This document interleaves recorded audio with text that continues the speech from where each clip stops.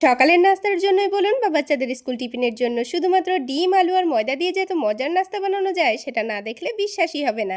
আসসালামু আলাইকুম বন্ধুরা, কিচেন বাঙালিয়ানা চ্যানেলে আপনাদের সবাইকে স্বাগত জানাই।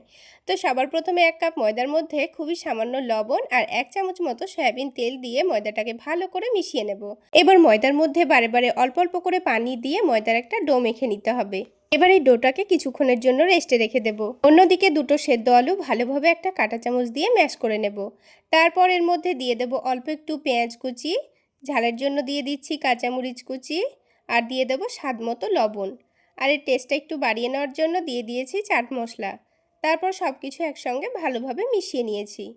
এবার এটাকে এখন এক সাইডে রেখে দেব। এবার আলাদা একটা বাটির মধ্যে একটা ডিম ভেঙে নিয়েছি, তার মধ্যে দিয়ে দিয়েছি পেঁয়াজ কুচি, কাঁচামরিচ কুচি আর স্বাদ মতো লবণ।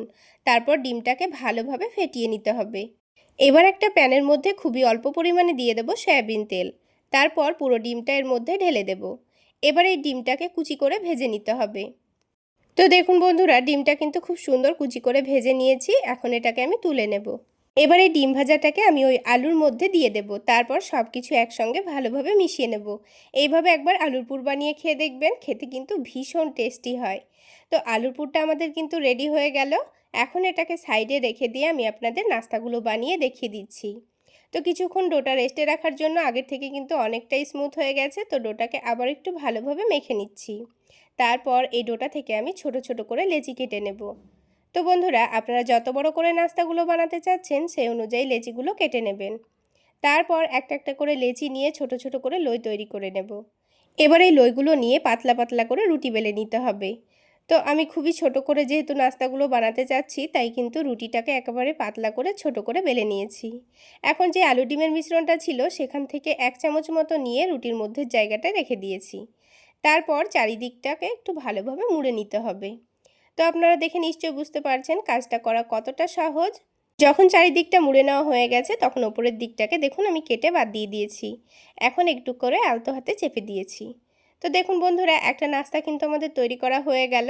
ঠিক একইভাবে আমি সবগুলো নাস্তায় তৈরি করে নিয়েছি। এবার নাস্তাগুলো ভেজে নেওয়ার জন্য আরও একটা কাজ আমি করে নেব। তো তার জন্য আলাদা একটা প্লেটের মধ্যে একটা ডিম ভেঙে নিয়ে তার মধ্যে অল্প একটু লবণ, মরিচের গুঁড়ো আর খুবই সামান্য পরিমাণ চাট মশলা দিয়ে দিয়েছি। তারপর ডিমটাকে খুব ভালো করে ফেটিয়ে নেব, যেন গুঁড়ো মশলাগুলো ডিমের সঙ্গে খুব ভালোভাবে মিশে যায়। তো দেখুন বন্ধুরা, কিছুক্ষণের মধ্যেই কিন্তু খুব সুন্দর করে আমি ফেটিয়ে নিয়েছি। এবার নাস্তাগুলো তৈরি করে নেব। তার জন্য প্যানের মধ্যে অল্প পরিমাণে তেল দিয়ে দিয়েছি। তেলটা যখন হালকা গরম হয়ে যাবে তখন ওই ডিমের ব্যাটারের মধ্যে একটা করে নাস্তাগুলোকে ডুবিয়ে নেব। তারপর তুলে নিয়ে এটাকে তেলের মধ্যে দিয়ে দিতে হবে। তেলটা যেন অতিরিক্ত গরম না থাকে, তা না হলে কিন্তু ওপরের ডিমটা পুড়ে যাবে আর নাস্তাগুলো কিন্তু খেতে খুব একটা ভালো লাগবে না। তাই গ্যাসের ফ্লেমটা মিডিয়াম টু লোতে রেখেই কিন্তু নাস্তাগুলোকে একটু সময় নিয়ে উল্টে পাল্টে ভেজে নিতে হবে। আর দেখুন কিছুক্ষণের মধ্যেই কিন্তু নাস্তাগুলো খুব সুন্দর ফুলে উঠেছে।